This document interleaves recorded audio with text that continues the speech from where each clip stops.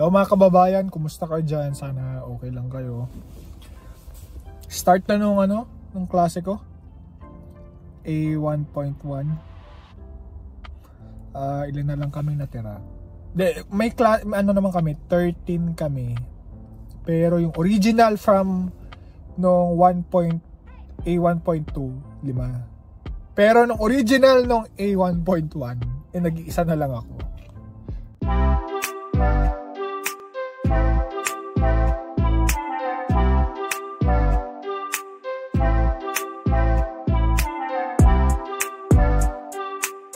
Sabi ko nga, dun sa A1.1, nag-iisa na lang ako. Ewan ko na kung anong nangyari sa iba. Pero, marami kami ngayon, 13. Pero marami pa rin maraming Pilipino, may mga Chinese din. Dalawang lahi. Pero marami pa rin Pilipino. Yun naman ang kagandahan, guys. So, 1 month to. 1 month. And then yung A2.1, 1 month din. Tapos break tayo sa December.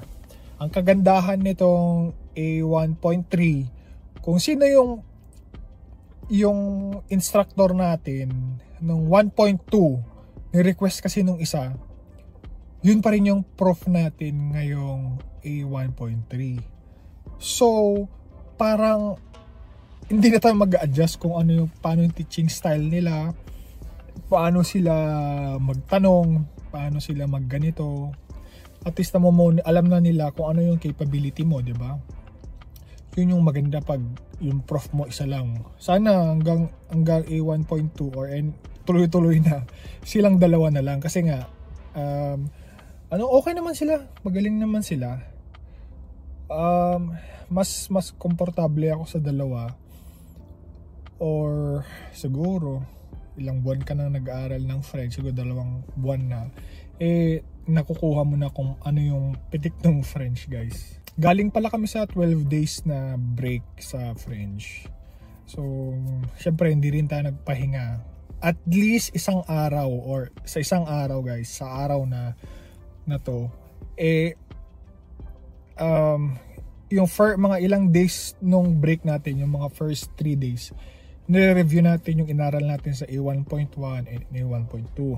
Tapos succeeding days, tayo dyan, nanonood tayo ng YouTube, nanonood tayo ng mga French related na A1 level. Nare-refresh yung natin, guys, yung mga napag-aralan natin nung class natin. Kaya yun ang maganda, nagre-refresh tayo. Tapos may nakita na app si Leslie.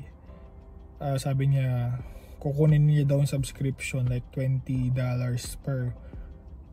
per month, para kung break ko or idle time ko, tuloy-tuloy yung sa French. Kasi guys, tingin ko ang key para matuto ka mag-French is at least 1 hour.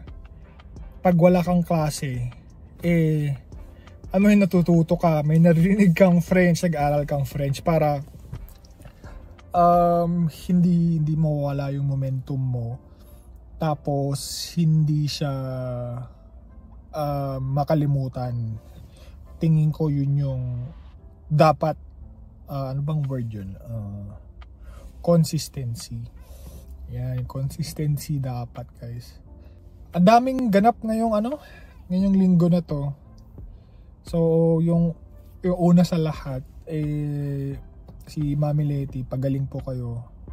Upload natin agad to mamaya. Sana gumaling na si Mami Leti kasi nagkasakit si Cheska. Tapos parang nahawa siya. Ayaw natin na nagkakasakit yung mga natin, mga seniors natin, kasi hindi tayo komportable pag seniors, kasi syempre matanda na sila, yung resistensya nila hindi na ganun kalakas. So dapat gumaling sila agad, hindi sila magkasakit ng ganyan, yung mga trangkaso, mga lagnat-lagnat. Yan yung na pinagdasal natin na sana gumaling na si Mami Leti. Yan. Okay, pangalawa sa lahat, ngayong araw na to, Monday, Ano bang Monday? Monday is October 20, birthday ni Tita Lane. Unfortunately, kahapon kasi nag-invite siya ng dinner. Hindi tayo nakapunta. Kasi nga, may klase tayo sa French. Alanganin yung oras. Ayoko din na pumunta kami dun. Eat and run. Ang pangit tignan guys. Ang pangit tignan. Kumain lang kami 30 minutes. Tapos aalis na kami dahil may klase ako. Parang sa part ko naman, ang pangit din. Hindi ko, ayoko yung ganun. Gusto ko pag nandun kami, may pag-usap kami 2 hours, 3 hours. Ganun sana yung gusto ko. Ayoko naman 30 minutes, 45 minutes, aalis na. Hindi ako komportable sa ganun. Kaya mas maganda, sabi ko, wag na tayo pumunta. So birthday ni Mami Leti. Tapos yung pangatlo guys is yung Blue Jays. Nanalo sila kagabi. Sakto game 7 na ngayon. So titignan natin ngayong gabi na to. After ng upload ko, malalaman natin kung nakapasok sila sa World Series o hindi. Pero syempre pinagdadasal natin na pumasok yung Blue Jays. Diba? Yun ang gusto natin eh. Kasi ako, sobrang lakas kasi nung Dodgers sa World Series. Sobrang lakas ng Dodgers, sila Shohei Ohtani. Pero pag nakapasok yung Blue Jays, masaya na tayo guys. Kasi sila yung champion ng league nila. Tignan natin mamaya, babalitaan ko kayo kung ano nangyari dyan sa Blue Jays na yan. Siyempre, din tayo support niya. Hindi yung team sinusupport natin eh. Team Canada kasi yun yung supported natin.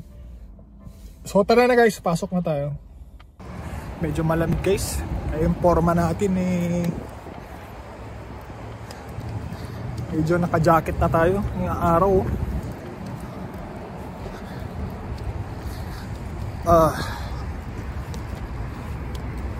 Baka wala pang tao ngayon kasi last week holiday eh.